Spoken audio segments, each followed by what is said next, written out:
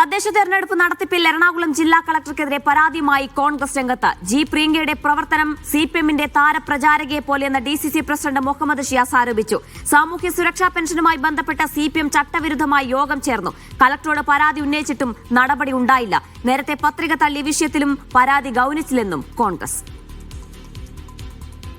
ഇന്ന് വൈകുന്നേരം Puthukkalavattam Lourdes Maria ഹാളിൽ ഇന്ന് സിപിഎമ്മിന്റെ നേതൃത്വത്തിൽ ഈ സാമൂഹ്യ സുരക്ഷാ പെൻഷൻ വാങ്ങിക്കുന്ന ആളുകൾ കൊച്ചി മേയർ അഡ്വക്കേറ്റ് അനിൽകുമാർ പങ്കെടുക്കുകയാണ്. അത് ഞങ്ങൾ കഴിഞ്ഞ 2 ദിവസമായി ഭരണാധികാരികൾക്കും ജില്ലയിലെ ജില്ലാ കളക്ടറും പരാതി നൽകിയിട്ട് ഞാൻ ഇന്നലെ വൈകുന്നേരവും ഇന്ന് രാവിലെയും ജില്ലാ കളക്ടറുമായി സംസാരിച്ചിട്ട് കളക്ടർ ഒളിച്ചു കളിക്കുകയാണ്.